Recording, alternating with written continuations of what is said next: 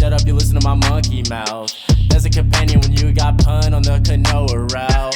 Hopped in a portal and got in a fight, Elias knocked him out. Bow, Naruto fighting style. Bow, UFC he tapped out. Bow, we win, we get crowned. Monkey mouth, monkey mouth, monkey mouth, monkey mouth.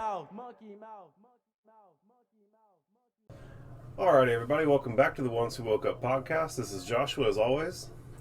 Jason. And so, what do you have going on these days? So like, just for everybody to have an idea of why Jason's on the podcast. I know you from way back.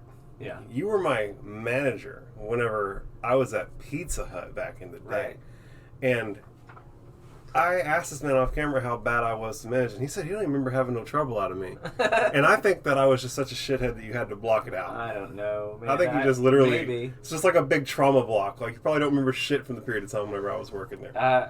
So I was saying earlier that my memories of the whole thing is just assholes and elbows, working from open to close almost every day and trying to get shit done so I could get out of there and go home. Man, I know that whenever I was working there, I was like, damn, they're working Jason like a fucking dog. Yeah. Well, you know, the Pizza Hut didn't have any, hardly had any sales. So we had no, and even if they did, I mean, it's the kind of business where they're going to run with as limited labor costs as they possibly can. I mean, every business is going to do that. But they've got the squeezing down to an art. Exactly, and that's exactly why a business like a restaurant will hire somebody to be a general manager and pay them, $35,000 a year to work 90 hours a week. Yeah, that's insane. So, that's why people go postal. Yeah. Like that right there is why people go completely ape shit.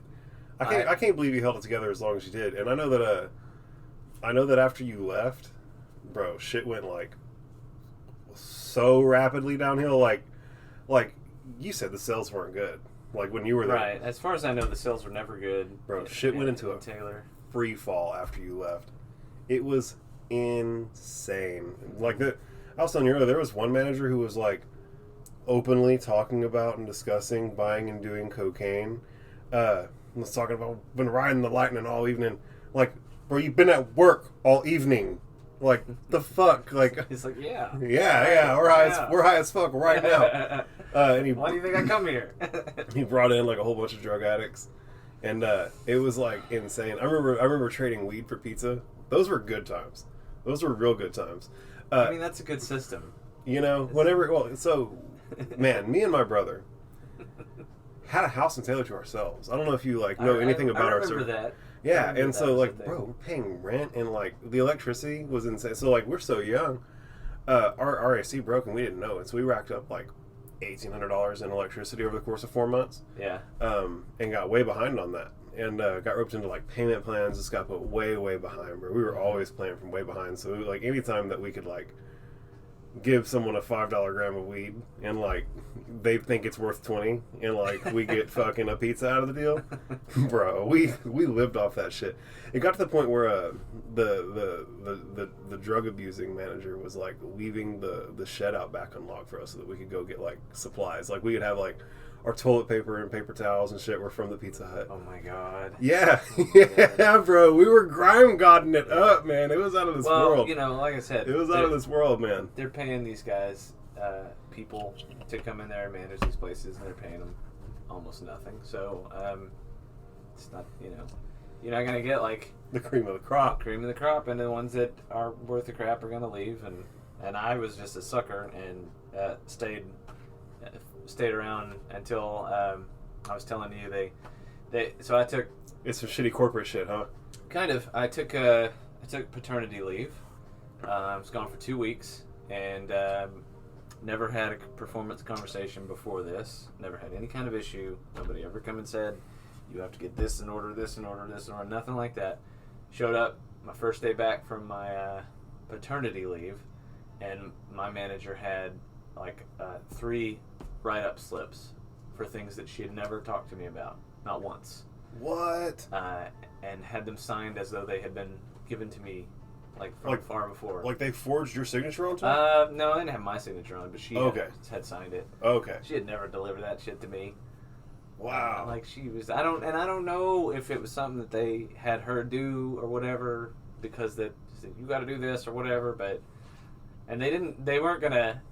It wasn't like they were trying to can me. They just basically used it as an excuse to demote me and move me into a different store as an assistant manager. So I took that, and it lasted like 2 more weeks. I stuck around for like 2 weeks. While I had been on paternity leave, I had already applied for a different job anyway, and I got that job. So, yeah. So I left. Trended up, bro, and now it was a good job. Like I had that job for 8.5 years until the pandemic hit, and there was huge layoffs and everything. So I've never held down a job that long. That was the longest I ever had one. The longest I ever had a job was about 2 years at Walgreens. Yeah. Yeah, and the only reason why it worked is because they actually like respected my boundaries. You know, like I was trying to go to college and stuff. Right. And like had like a bunch of my own shit going on, and I was like, you know, like I'm not trying to work more next hours. Mm-hmm. You know, I'm not trying to be a member of management. Like, don't force management. You know.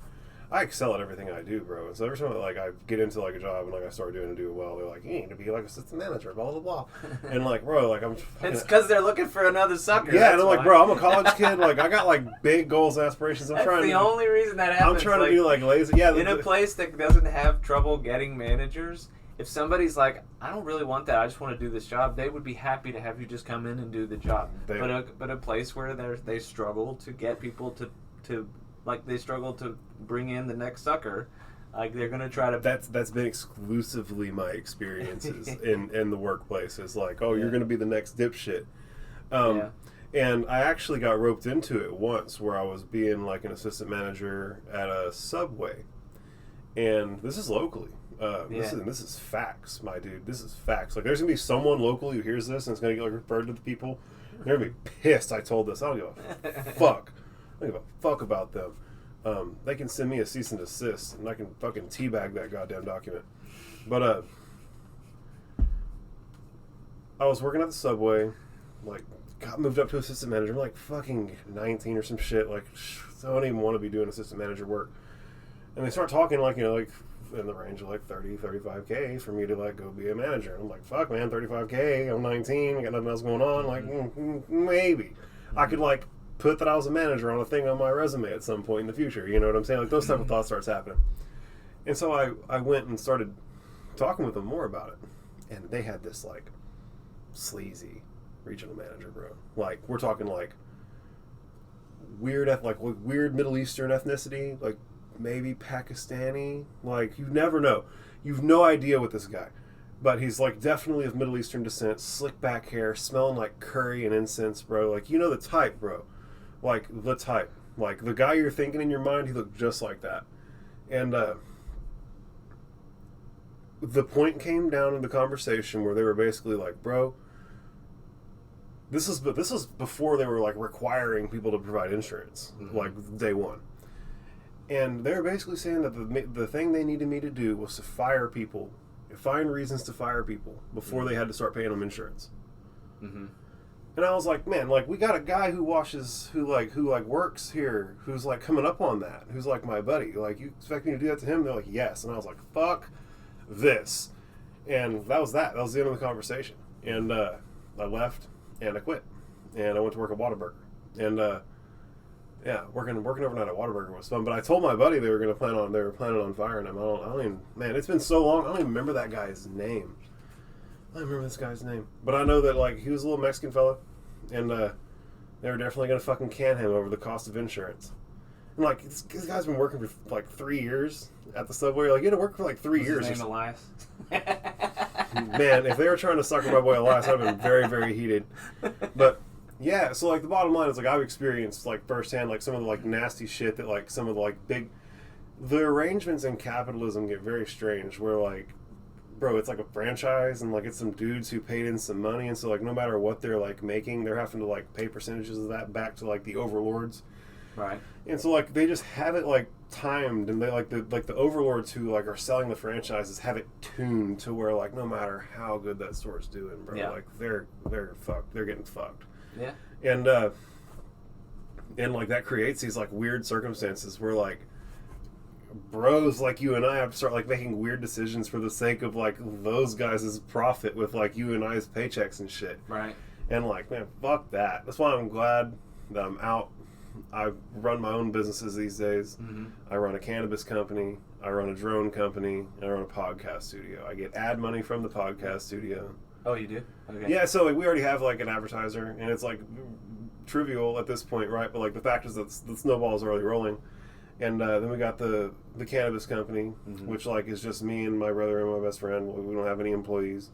And the drone company, we just contract out with guys across the nation for like what we come to like terms with on a per episode basis. You know what I'm saying? And so like it's all square biz everywhere that I'm doing biz, and it's like insulating me to the point that I can like live this lifestyle, and like I don't have to worry about like anybody being really like in the like as an employee dependent on me. And I don't really have anybody who like as an overlord can punish me for acting the way I want. You know what I'm saying? Like Right. I literally like have managed to like create a circumstance where Pun gets to do exactly what he wants when he wants without the fear of like repercussions from employees who I'd be negatively affecting, or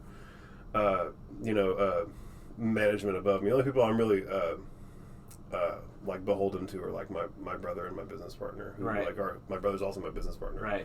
But like, you know, I mean, he's also your brother, so. yeah. But I mean, like we all know who each other are. You know what I'm saying? Like Right. we're all getting where we're going. What's the deal with the drone company? Like, are you building drones? Like, No, so it's called Drone Dispatch, Okay. and we contract out commercial drone operations through a network of like 3,000 drone pilots. Oh yeah. Yeah. Well, we actually, that was a funny story how that happened.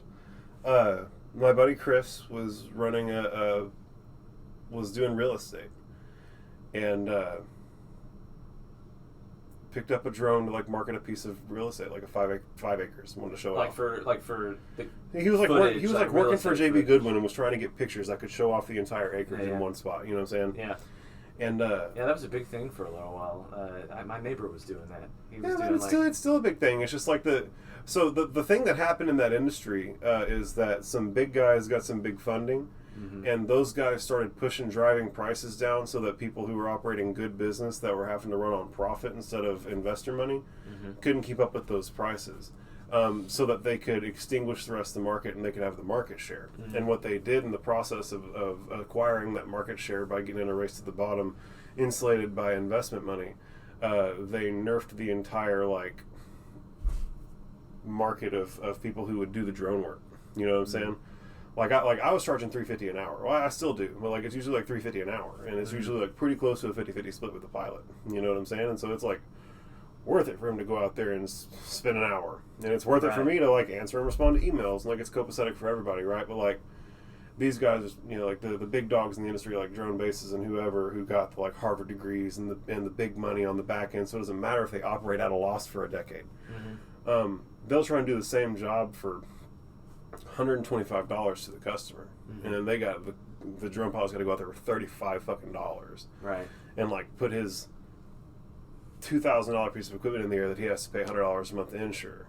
You know, like he's going to pay more in insurance a month, and he's got to do 6, 7, 8 jobs just to even make it make sense for him. And then like you know, for $35, you really want to fucking fly your drone between some trees to get a picture of a house for $35? Like, Right. just stops making sense. And so that whole industry is like kind of in an ambiguous spot right now. Yeah. You know what I'm saying? Like there's still some. It sounds like the same thing that happens with pretty much every industry. Yeah, exactly. Someone Like swoops in with a bunch of money and wipes out everybody. Yeah, private equity gets involved, and like it stops being it stops being like a regular for profit business, and it toxifies the market, and then like the cronies get involved, and like it's a funky arrangement. But we got involved because Chris was doing it, and we just started marketing it. You know, sending emails to other real estate agents, and then we came into this arrangement with a company called Real Massive. Real Massive was a like Trulia or Zillow for commercial real estate. Okay. Like if you just want like a search engine for commercial real estate. Like, I want a commercial spot in Austin, Texas, and it populates a bunch of shit. They were the guys doing that, and you have to pay them for your listing to be hosted on that site. And so they were trying to roll out like a premium package in like their biggest markets, where if you paid like $400 a month, part of that would be we would go out there and create video and like help market the product. And they wanted us to be operating in like 35 markets across the United States. And we were only operating in Austin. And we were like, sure, we can do that. Give us 6 months. And over the course of 6 months, we built out this, we started like marketing, like doing like search engine optimization work. Like if someone searched for how to make money with my drone, right, in a certain zip code, we would be the guys who popped up. And so we just kind of triangulated on the zip codes surrounding the cities and marketed to where guys were looking how to make money with their drone. We were the first thing that was popping up. Is that like you buy ad space on Google or whatever? No, you just like get backlinks and stuff and there's a bunch of like tricky stuff that you can do. We paid a lot of Indians a lot of money to do a lot of dumbass shit. Really not a lot of money. It added up to a lot of money over time. We were always paying them nickels on the dollar.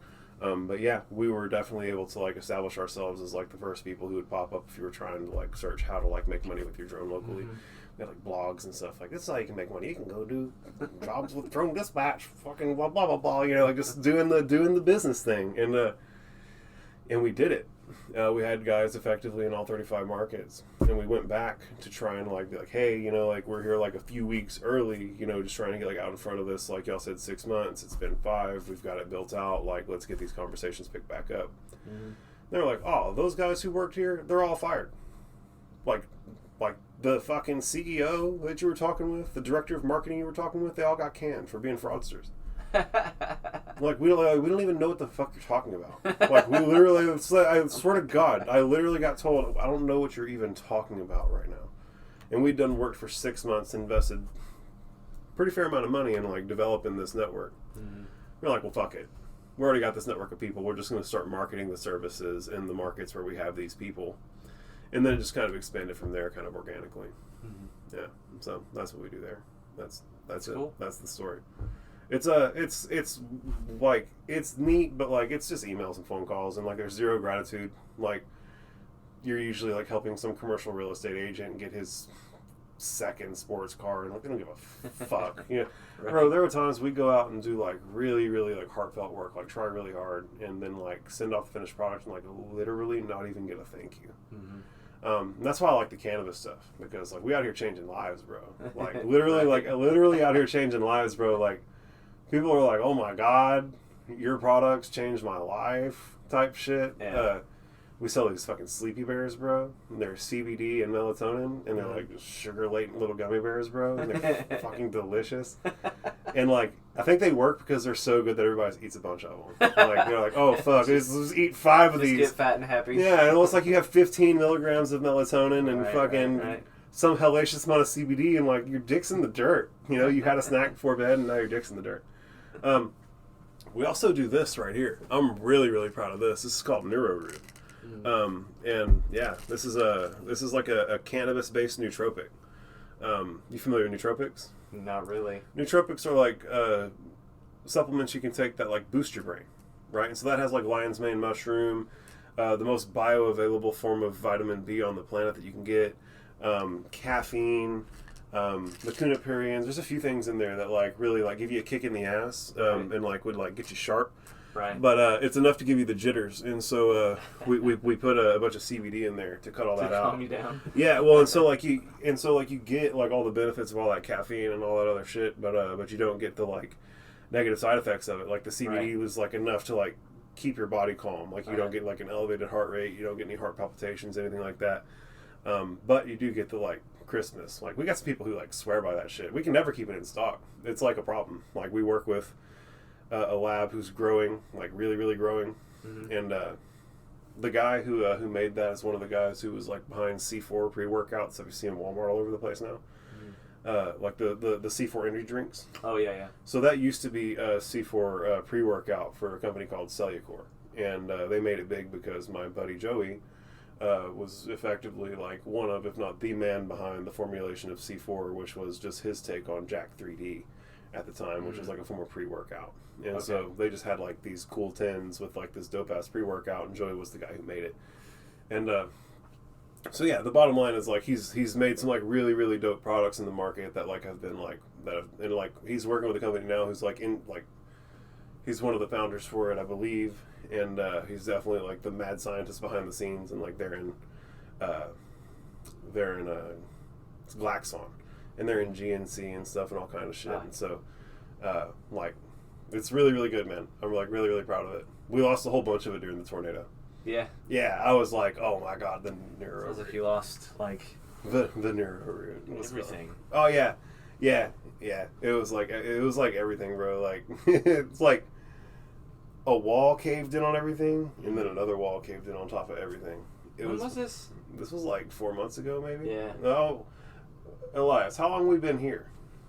It'll be a year coming up, right? Oh shit. It'll be just about a year, I think. Fuck, I don't know then. I have no idea. I'm such a space cadet. I do so many drugs. I don't, like, my conception of time is like...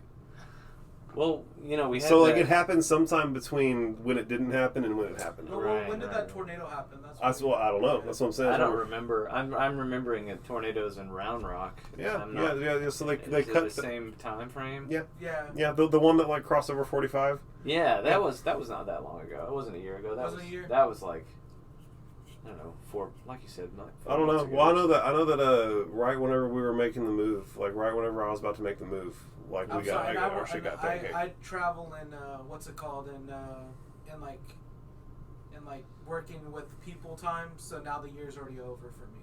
You know what I mean? Because Christmas, Thanksgiving, that stuff's coming up. Yeah. So these next 3 months are going to be a blur. Okay. So. It's Sounds like your year's just starting, homie. No, I mean like it's done. Like after that, like it's just it. Like those things are going to be a blur. It's going to be over. Okay. Word. Well, what are you doing these days, man?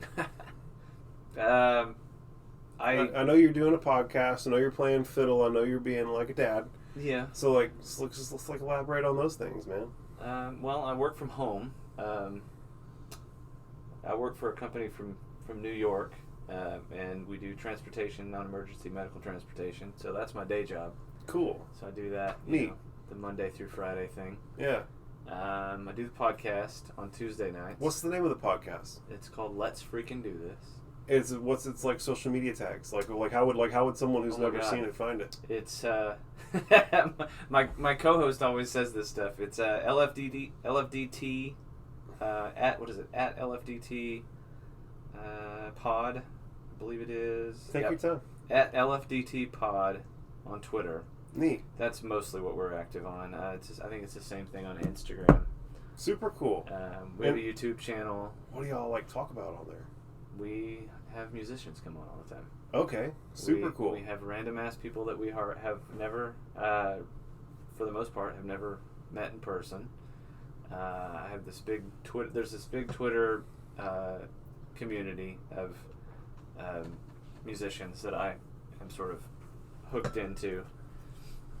So we get people come on the podcast and talk about their songwriting and their music, and they'll perform a couple of songs. And oh shit! They actually perform songs on there. Yeah. I know I saw that on the one of them, but yeah, that's neat. That's a fucking few. super. Yeah, they'll do a few. I mean, we didn't. I think the last one we didn't get a chance to do it because there were technical issues with the main singer. He had to get on his phone instead of his computer. But yeah, that's what we do there. And then I play pickup gigs here and there all over the state, pretty much. I know. It was really neat. We went to something. I think it was like a Halloween festival in Hodo. Mm-hmm. And you were up there on stage doing the thing, and I was like, oh, holy shit, that's Maybe, yeah. Maybe so. I don't remember. It but definitely it was definitely like happened. me and my brother were there, and we were like, oh, holy shit, that's Jason. Like, wow, holy shit. Like it was like a moment. I mean, Kevin and I were both like, wow, what the fuck just happened in our fucking life. So yeah, I think it was. Shit, I can't remember, dog. Like I said, I do so many drugs. There's no telling. Have you ever done any psychedelics? No. Never. No. You want to? No. I got some. Nope. I have some DMT, bro. We can go talk to God right now. You've got 15 minutes, bro. 15 minutes to talk to God. Yeah, it's like 5 No. minutes to get there, 5 minutes of discourse, and like 5 minutes of coming back, and like No. the 5 minutes that you're gonna spend there is gonna feel like 500 lifetimes. Yeah. Yeah, it's neato, bro. Yeah. But so no even general interest in it, huh? No. Not No? really. You Yeah. man, fuck, dude. You need to put some LSD in your water, bro. That's all I can really say. Maybe so. I don't know. But not today.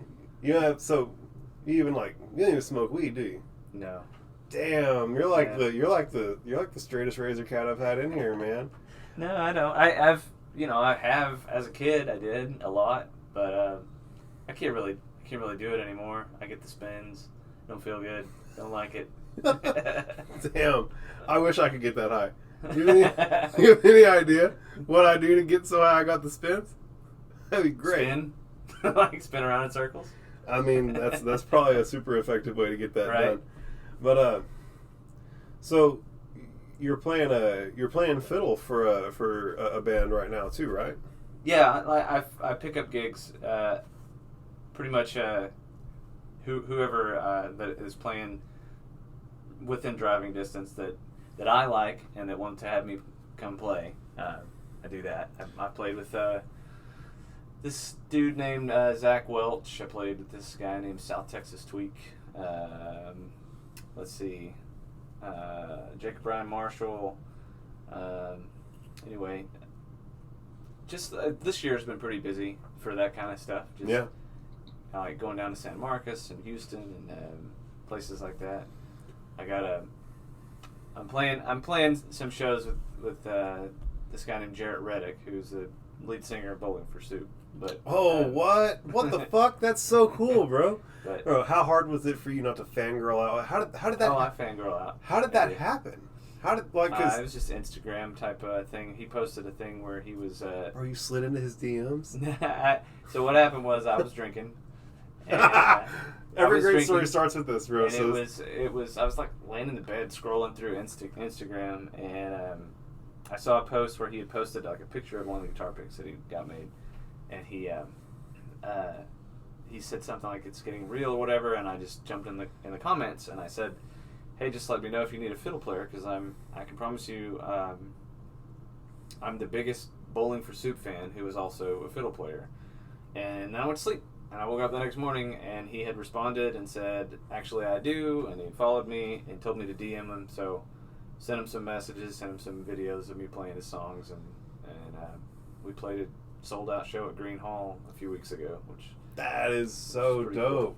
Yeah. So I didn't realize, is he from Texas? Yeah. I didn't realize that. Yeah. That's neato. Like, how synergetic. How many outlying circumstances had to come together for you to, like... make that happen, dude. It's been a pretty surreal experience. I mean, so a lot of moments like waking up trying to realize was this really a thing that happened to me? Yeah, that's so cool, bro. You just like shot your shot and made it happen. And I mean, I didn't realize. I knew that you had started playing with like someone who like effectively had some clout. You know what I'm saying? Like I had kind of picked up on that through social media, but I didn't realize. How like in the feels of a thing it would be for you close to home. Yeah, because I mean, like literally, the moment you got out of your car, like one of the first things I remarked on was your Bowling for Soup shirt. I mean, I've known you were a Bowling for Soup fan since 2009. You know what I'm saying? Yeah. So it's and you were like a big fan back then. So like it's like what a like neato cosmic alignment to happen. Like what? Well, it's been great so far. I mean, they're just dudes, you know. Of course, they text each other about what are we going to do with this song, and what are we going to do with this gig, and what are we going to do with the video or whatever. And it's just a bunch of silly guys, you know. Yeah. I mean, that's what everybody is. I mean, I mean, the 1,000 guys on the island who run the planet are just like that too. Like, right. At the end of the day, we're all just bros. You know what I'm saying? It's just you create bigger ideas of people in your head whenever you're a fan. The concept of fandom and the way that like people will like violently defend the people they've never met, like they're like they're their savior. You know what I'm saying? Like it's a weird mechanism where fanship develops, and I wish I knew how to wrangle it so I could get some fucking fans to the podcast, right. But. I mean, everybody's just people. I mean, you just gotta interact. I'm gonna interject. You got fans, bro. You got your, what's it called? You just got an interaction on UFC. So I'm proud of you. Oh, my MMA stuff definitely does well, but God's always watching. Like God's always like right behind the curtain, being like, I like to fourth wall break to God all the time. I just like turn and like wink at him. It's great. I treat life like a fucking sitcom, bro. Like literally. Right. Like I'm the center of the sitcom. I literally do believe that this is all a big fucking joke. Like it's all a big act of enjoyment, right? Like this is meant to be an ecstatic thing that we're going through right now. Yeah. And I really do believe that like this whole thing is held together with like the divine love of the galactic consciousness. Like at the root of it all, dude, love is the answer to everything. And it's like, you know how like they say we're like 99% open space? Like, bro, the thing that's like in there, puffed up, holding it all together is that fucking God love, bro.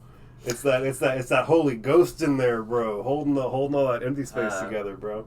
Do you remember the movie The Men Who Stare at Goats? I never got to see it. Do you know what? Is this another reference that you don't get? Because you said the thing about empty space, and that's the whole like the funniest scene in that movie is the guy's like talking about he he's heard all of that about physics, that everything it's mostly empty space, and so he's staring at this wall. It's like, basically I can just go through this wall, and he tries to run through the wall, and of course he lands flat on his ass. Of course.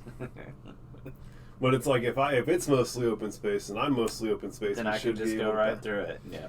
See, there's an electrostatic relationship there, where like the way that our molecules are arranged, right? Like it's a neato. Sure, there's something like that. It's a neato thing. Well, so I was a double major in physics and philosophy. Oh yeah. Yeah, I never got to graduate because my businesses wound up pulling me away, but I had like a 3.7 GPA. Oh yeah. Yeah, I was doing real good with it, and I was actually a physics major, which I mean obviously is just like applied sciences at the associate level, but I was doing physics, and but I was running my businesses and shit, and you can't take like chemistry 2 at night. Like there's no at the community college, there's no Chem 2 lab at night. Yeah. You got to get up there during the day, and so like there were just like times where like my schedule as a business owner and like my schedule as a student like couldn't coincide, and so like the night chemistry class only come around once a year, and so if I missed it, I had to wait a whole year to get back, and so like between here and there, I started like running out of like science classes that I could take. And I was poor, and I like needed the financial aid money to keep pouring through, so that I could like keep my rent up, and like I'm a student, like, and just because I'm taking one less class doesn't mean I can't not get my financial aid. Like I gotta fucking figure this out. And so I started subbing in philosophy classes, and I'm actually closer to having a philosophy degree than I am to having a physics degree. Yeah, just because it was impossible. How many credits are you away from it? Oh, I'm not probably 7 total classes away from having 2 degrees. Yeah, but at the end of the day, I'm not worried about it. Like, I'm not worried about that college degree. I mean, the college degree isn't probably going to be enough to take you away from your businesses anyway. Well, so in my world, the point of a college degree is to, like, certify that, like, you can be consistent over time within an institution. That's it. You know what I'm saying? Yeah, like that makes sense. Yeah, like, I showed up every day. Probably the extent of what it's worth. Yeah, and it's like, so I went to school every day. I did my homework every day. I showed up on time, and like, I'm going to show up to your factory on time. I'm going to do the work in the afternoon. That's where you ask me, because you owe so much money by the time you get done with it that the showing up the factory doesn't make any sense. You need something, At that point, you take the knowledge that you've acquired and you go live under a rock and just enjoy yourself. So. That's what I did. Maybe so. That's what I did. Fuck them. I graduated with a philosophy degree. And not once in my life have I had a job that required a philosophy degree. No, I don't think that there's ever... there's one job that requires a philosophy degree, and it's philosophy instructor. It's a literal pyramid. That was exactly what I thought that I was going to do for a time with my degree. And then like at a certain point into my education, I was like, I'm just doing this to finish and say that I finished. And then get the fuck out of here. That was my whole motivation. Like, say, through my senior year, it was like, I'm not gonna stop.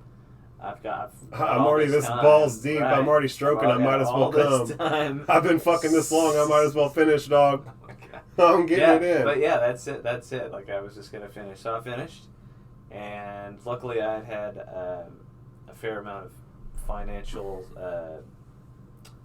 stability. Like, I'd gotten scholarships and stuff to pay for a lot of my education, so I didn't have too much debt. So I finished paying off my debt like 5 years after school. There are a lot of people who, actually it's probably less than that, like 4 years after school, and there's a lot of people who go 30 years not finishing I'm pretty sure I'm in default right now. Yeah. Like, they can suck it. They ain't getting that. Right. They ain't getting that. I'm going to go start a new ID. I'm Boshua Jarnett. That's real clever. Yeah. They're never going to find you. Now I'm Josh Barnette with an E at the end. B-A-R-N-E-T-T-E, motherfucker. Slightly different face, bro. Where'd he go? I don't know. I'm just Boshua over here. Brian Shrimp Brian. From Brian. From Brian. From Brian. What were we just talking about, man? There was Education. There was something I was going to talk about. Oh, so running through walls. So the way that your education took a downturn. So before I shut the fuck up, I'm trying to speak, motherfucker. You know, I don't want any drugs. You got anything to drink? Bro, we absolutely have whiskey and we have beer. You like that scotch? I would love some. It's Yes. behind you right there. It's Tomlinson 12-year. Pour as much as you want. This one right here? Yeah. If you don't, if you want something else, we got. No, this works just fine. Tomlinson, been open? Tomlinson, give us some money. Yeah, I believe that one's the open bottle. Oh boy. Oh yeah. Shit. Well, I'm getting on the last two. Good. I can't believe I didn't offer you one before. You want your stuff? No, this is. I'll have some Tomlinson shit. I ain't a big drinker, so I'll tell you when to stop. Okay. That's funny. All right. Just get a splash here. There we go. All right. Leave that out. They can get a You plug leave the it whole here? rest. Yeah, All they right, can there get a you plug the whole rest of the episode. Shit. Tomlinson, single malt Scotch whiskey. Give me money. Hmm. Know what I'm saying? Dude, That's good cheers. stuff. It's good to have you on, man. It really is. Yeah, I gotta pass on the drugs, but Motherfucker, this is a drug, and it's It is. and You're it is right. literal poison. You're absolutely right. Yeah, no, like I said, I can't even do pot because last time I attempted it, I ended up barfing my guts up for several hours. Oh So. my god, that is not the intended result. Nope. So I just let it slide. So, on the subject of the education and how things kind of took a downturn. Right. Before I was a double major at Austin Community College, Mm-hmm. I was studying laser electro-optics and nanotechnology at Texas State Technical College. That sounds sci-fi. Yeah, well, so that doesn't it sound neat? And Right. like when I went there on the college visit, they were like, "Bro, you could go work at Raytheon or Right. Boeing or Lockheed Martin or Or you could try to kill James Bond. Yeah, exactly. or you could be at NASA. They were you could literally be at NASA or any of these big institutions that are doing this defense industry shit Take over with, the world. Yeah, exactly. And I was so cool. This is up my alley. It's physics, but it's a Right. particular lane of physics where it's gonna for sure get me a good job. It's the way they pitched it to me. Right. Bro, I got halfway through this fucking program, and the guys who were at the cusp of graduating, Mm-hmm. new guys who had graduated. Mm-hmm. And I was talking with them about, yeah, man, they talking about working at Raytheon and shit. I can't wait. Can't wait to go command six figures and work at some place as a physics store. And they all literally laughed at me. They're like, bro, that is not what you're gonna fucking be doing with this degree. You're gonna be soldering PlayStations together in the back of a Best Buy for $30,000 a year. Oh, boy. That's the jobs you get when you get out of here. They were we literally don't know a single person who's gotten a job over $60K. Literally don't know a single person. We've seen, we don't graduate but 15 people a year. Mm. We know every single person who's graduated in the last 3 years. None of them are doing great. Where was this? At the Texas State Technical College in Lacey Lakeview, just Texas outside State of Technical Belmead, which is just outside of Waco. And is that school still around? yeah, they're doing great. They have they I bet they are. yeah, well, so they sell they have a really good diesel program, a really good mechanic program, and a really good welding program. So they make money hand over fist. But that program's probably dead. I hope to God the Texas State Technical College laser electro-optics program is fucking dead. They deserve it for the false bill of goods they sold us on the way in. Never forgive them. I'm seriously, because to this day still bitter. But I got kicked out They of call it TSTC, right? Yeah. Now that I'm thinking about Yeah, it. there's one here. There's one here in Taylor. Okay. They opened up a branch. It's a for-profit college, right? Every college is for profit. What the fuck are you talking about? I mean, some of them, they're not on paper for profit. Like Which the University of Texas is supposed to be a state school. It's not supposed to be an institution to so bank, so you need to understand that all those institutions that aren't for profit, all the money that would be profit just turns into executive salaries. Right. That's all No, it is. I'm It's aware. I'm aware. Yeah, But well, so but for the dorks who aren't, like Yeah. every nonprofit ever is taking the money that would be profit at the end of the year and just turning that into executive salaries, and that's just part of the operating expense now.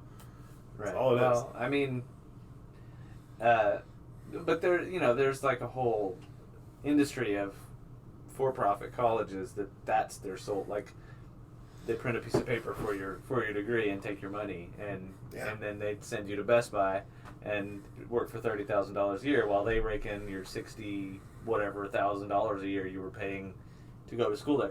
I'm not saying that's what TSCC is. I just I know. I'm saying that's what they are. TSCC did. Okay. Those guys can suck a dick. They can take me to court. They can go, we don't like that. You're defaming our character. We making us look bad. That's because you fucking suck. You reap what you sow. Don't sell people a false bill of goods, and you don't build lifetimes of hate. Like I fucking literally am. Like I'll speak heresy against that institution for the rest of my days. Like they really did me dirty. I started selling drugs after that. Like so, whenever I got there, You're that TSTC. Bro, whenever I got there, my roommate was selling cocaine. This man had to turn to crime. Well, so I was already doing crime. I just Come on, we're trying to shit on TSTC. No. I'm gonna maintain objectivity, right? That way people can take it serious. Well, you can take this serious, motherfucker. Whenever I got to college, like I guess it's like a normal thing where like they make you talk, like they make you have a roommate, and like they make you live on campus and you have a roommate. My roommate was selling cocaine. Mm. And like the first friend that we made was like a dude named Isaac, who was like one of the owner of Sunny BYOB's son, which is the largest fully nude strip joint in Waco. And so we're like dealing cocaine at the fully nude strip joint at 17 years old. It was a wild time. Yeah, college. I was holding it together. Like I had a pretty good GPA. I never failed a class because of my grades. It was only attendance shit. Mm-hmm. And yeah, once I found out that like I'd been sold a false bill of goods, I like just completely let go of that weight. And I was like, oh cool, like whatever. I'm just gonna do whatever, Like didn't have any real direction and like already had some stuff going on, so just like put more energy into that. Like I got the SWAT team. The SWAT team came in my house. Oh really? Yeah. It was neat. It was a neat ordeal. Yeah. Like, did they bust you for it, or are they just? Oh yeah, they arrested me on like 4 felonies. Oh yeah. Yeah. It was like felony possession in a school zone, felony possession of a controlled substance, and felony possession with intent to deliver. And they planted the Vicodin. Like there was a Vicodin in my room. They said they found it in a sock, and I was like, I don't even like Vicodin. Like, I've never had a Vicodin. Like, and found it in a sock. Like, what the fuck are y'all talking about, dude? And I remember, like, they have a big, fat, old fucking chief in a cowboy hat walked in. We got the kingpin. They arrested me with $100 worth of weed. They were calling me a kingpin. Like, what type of delusional-ass dumbassery is that? I feel like it's kind of funny because you were you born and raised here? Yeah, I was born in Brackenridge Hospital in Austin, Texas. Oh, okay. Yeah. But you grew up here? I grew up in Circleville. Okay. Yeah, I went to school in Granger. Okay. Well, but before that, I spent my elementary school years in Temple, going to school in Jefferson Elementary. I was one of the only white kids. It was a hard time. I got picked on a lot. I actually got kicked out for fighting back. Like 5th grade year, I was like, fuck this. I'm whooping ass this year. And like, did. And they were like, bro, you're too much. Get out of here. It was great. I fucking socked I went to Granger and socked the first bully who tried to bully me in the face and never got fucked with again. Yeah. It was fucking wonderful. That's what they say you're supposed to do, right? Yeah, well, like I just started doing it after 3 years of it building up. You know what I'm saying? Like 1st grade to 5th grade, like it just got worse and worse and worse. And like once you start whooping ass at that point, like there's a habit already built. Like they weren't ready to let that go. Yeah. Yeah. And they all got their ass whipped for it. Yeah. I did some mean shit. I remember ambushing a kid in the restroom, like while he was pissing. Oh no. He'd been bullying me. Yeah. I had a system, bro. I would tell the teacher. If that didn't work, I'd tell the principal. If that didn't work, I'd tell the superintendent. If that didn't work, I'd whoop their fucking ass. You know? And like, it happened a bunch. It was like Mortal Kombat. Like, it felt like I was having to work up the rankings of violence. Like, it really did. And like, by the end, it was this big kid named Joe. By the end, you were fighting Shang Tsung. Yeah, and I still remember to this day, I fought this big old black kid. And he had like 8 arms, right? He might as well have. Goro. He was bigger than me, and you know I've always been a big kid. He was bigger than me. I was sincerely like intimidated of him, and we were in this classroom, and he started picking on me, and I was sitting there like in my fucking like we had lockers. And I just hit him and shoved his head in the locker and started slamming my locker door on his head, and that was like the last fight. They were like, "Yeah, no, get the fuck out of here." I had to spend the last 6 weeks in Granger. Yeah, it was such a relief. They were telling me I had to leave, and I was so happy. Like, I was so happy. I was like, God, anywhere but here. Perfect. Yeah. Yeah, shit was rough. So how old were you whenever you worked at Pizza Hut when I worked with you? I was 19. 19?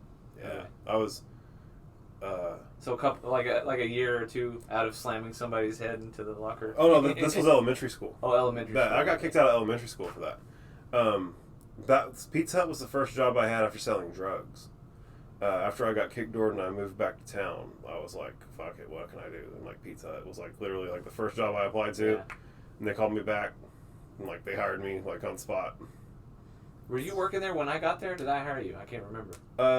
I think that you were coming on right around whenever I got there. I think you were coming on right at the same time because I got interviewed by a lady. Yeah, and yeah, I got interviewed by a lady. Yeah, that's what happened for sure. But I feel like she was the regional manager. I feel like she's the bitch who handed you that probably. Yeah, the fucking 3 write-ups that she never brought to your attention. Yeah. How do you write someone up? Actually, that was probably a different one. They changed area managers at a certain point after I was hired there, or not hired, but transferred over there. But so, dude, what do you think the coolest thing you learned in college was? Like you know, you were a philosophy major. Like, what was like did learning logic do it for you? Did did any of the morals or ethics classes do it for you? Like, did any of them actually kind of tickle your pussy? I think that I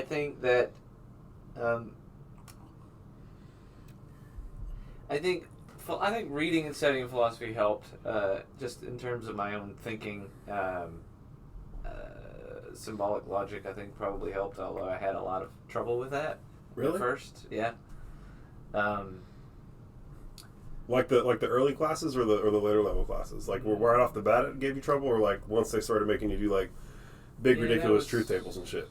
It was probably I don't know, soft, like a third year type classes. It was probably like Logic 2 whenever it starts to get redundant. Yeah. I mean, I don't remember shit anymore. Like, I actually made an effort to try to continue reading philosophy, and like I was very interested in philosophy of religion. When I was in college, like that was actually the reason that I wanted to study philosophy, because it was philosophy of religion that was really driving my brain. Like, if I hadn't even been in college, I would have still been like reading that stuff and trying to understand it. And it's funny now, because now I kind of look back on it, it's just like that stuff never crosses my mind anymore. I've settled those questions in my mind for so long that I just don't. So I don't know, but I think the actual study of philosophy and how arguments are structured and how fallacies of logic, just learning how all that works, and I mean, you know, you kind of intuitively understand it. It's just it's just like the elaborated upon version of common sense. Exactly. Yeah. You intuitively understand it, but there's a lot of it almost turns into math. Like, it literally turns into like crunching. You know what I'm saying? Yeah, it can. But I think there is a certain level of skepticism that is really probably what I think is probably the critical part of thinking like that is missing from your everyday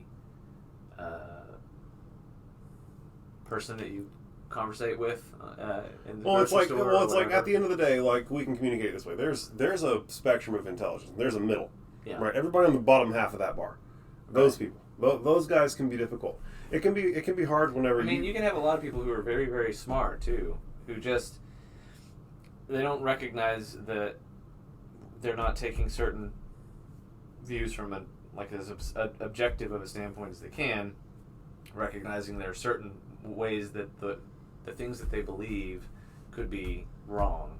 Yeah. And they haven't taken an objective look at themselves. Right. Self-evaluation, like evaluating your own beliefs is I think one of the critical things that I took away from all of those years of study. Yeah, it actually taught you like some actual tools to be introspective. I think so. I mean, when I say that I've settled those questions, a lot of those questions I've decided I don't really care about anymore, because the dogma that I think I was concerned about at the time, I've been able to do away with, and I don't even. For me, the thing is that, like, there's no real knowing. Like, bro, if there's any truth that I know, it's that the real truth is going to be weirder than anything any of us can come up with. Absolutely. Okay. Like, think about. Well, then there you go. You can kind of throw your hands in the air and just like enjoy the roller coaster ride at that point. You know. I was thinking about. What was it? Something was brought up about vision. Just what we see. Mikey, this Thomason is fantastic. It is really good. I feel like it must be expensive too. I got another bottle. I think it's like a $50-$60 bottle. Yeah, it's good. So it's like mid top shelf. It's good. Not like the $500 bottle, but like, man, good for us good old boys sitting here. Yeah. Mikey took care of us, bro. My friend Russell and I, we got a gig coming up in Round Rock, like it's like for the city of Round Rock, where they do, like, for some reason they put on music like during the fall, where they pay musicians to stand out there on the street and play, like they literally pay them to do it. So wow, fuck yeah, cool. We did that last year, and they put us in front of this bar right there on like the, what is that street? Not Main Street. Maybe it is Main Street, North Maze and whatever. Anyway, we played a gig there. And then we went inside this bar, and we're like, let's have some whiskey. And so what? Give me a good whiskey. And so they gave us a couple of shots, and it was like some kind of whistle pig thing that was like $50 a shot. Oh my god, what assholes! We didn't even know. Oh, you said they racked up a $300 bill. It's like we spent all of our money on the shots of whiskey. Yeah, man, that's rough. So, what we are approaching about the hour mark. So, one last thing I want to bullshit with you about is, how do you feel about? So, you've never done any psychedelics, so it's an interesting conversation for you to have, because you've never seen the thing, and so it's most of the people who I have this conversation with have seen at least some version of the psychedelic truth. How do you feel about, like, the stoned ape theory? You familiar with this? About the what? Stoned ape theory. No. Something that Terrence McKenna put out a long time ago, basically saying that, like, consuming naturally occurring psychedelic foliage and plants and mushrooms and shit back in the day was part of what caused the emergence of higher level consciousness in humans. Okay. How do you feel about that? Do you think that that's possible? In the spectrum of possible as compared to the things that most people accept, where do you feel like it ranks? I don't know. I mean, I generally. I'm gonna get a fucking answer out of you, bro. I know I took logic too. I know how to ask questions, bro. Like, where does this? What's the reason for thinking that that's what it was? Well, again, because like what you said told me is like a thing that somebody thinks is true, right? So like, why do they think that's true? Is there some sort of archaeological, anthropological evidence where they have found bones next to these sort of like plants and like what? So there's definitely at least. Well, so if you've ever taken psychedelics, you'll know that it's like really like revelatory. Like there's like you're right. You take the drug and get smarter. Okay. Like, that might be hard for you to wrap your head around, but, like, I'm telling you, like, you take fucking 10 hits of LSD. I mean, and life itself is revelatory. You Yeah. can have dreams and wake up and feel Absolutely. like you know how things are much clearer than you were when you went to bed. Yeah, Things can happen to you every day, and you experience something, and then that has changed your life. And so the point is that... I don't doubt that. Yeah, exactly. So I appreciate that, but the point is that, like, there are, like, distinct, like, patterns and things that you can see that are, like, clearly higher level consciousness occurrences that, like, there'd be no reason for a jaguar to be thinking about the way helixes work. You know what I'm saying? Right. And so whenever you're a monkey who's got time in a cave to do that, you know what I'm saying? Like, they've gone and, like, looked at all the different cave paintings across the world and, like, the types of, like, they're obviously, like, the deer and the stuff, and there's also, like, patterns. And they've been able to relate the types of patterns that you see created in the cave art relating to the type of patterns that you see whenever you consume the psychedelic drugs that grow naturally in those areas. Okay. And then also, it's my personal belief that that the emergence of theology is a psychedelic thing that happened. My guess, my thought, just would be that they probably happened simultaneously because of what you said. Like you made a comment about if you're an ape in a cave with time on your hands, like art and all these higher level things have to have some sort of, you have to feel safe enough where you're not worrying about the fucking leopard coming around the corner to eat you or whatever. Or what if you... Or what you're going to eat the next... Or what if you were a fucking ape amongst a group of apes that threw rocks at things to kill them. And you took a low dose of psilocybin mushrooms and your visual acuity was increased. And your... Maybe. And your... Because this happens. And your sex drive is increased. I mean, you got and all of a sudden, the gorilla who's and the ape who's eating the mushrooms is the best at throwing the rocks, and is the horniest out of everybody. Yeah. You feel me? I mean, somebody was the first one to freaking discover like that coffee had caffeine in it, and it helped them feel good, like helped them feel focused and alert. One of my favorite things like that is that they say that the first tea leaves came from when the Buddha got tired of falling asleep during meditation. He cut his eyelids off, and they fell into the ground. When they hit the ground, they sprouted into tea. They sprouted into tea plants. Yeah, and so they would consume tea so that they could stay awake longer during meditative states. I don't know about that one. I don't know about that one either. That seems a little far fetched, but at any rate, guys, everybody, thank you so much for tuning in. This is another edition of The Ones Who Woke Up. This is Joshua again. Jason. Where can these people find you online? If they want to go be fans of Jason, how do they do it? I mean, I got music all over the place. Yeah, any streaming service that you listen to, you can find my music. Jason Harrell. Jason Harrell, look him up on your favorite music streaming service. He'll be there. Guys, thanks everybody for tuning in. You guys are kings. We'll catch you on the next one. Monkey mouth, monkey mouth, monkey mouth, monkey mouth.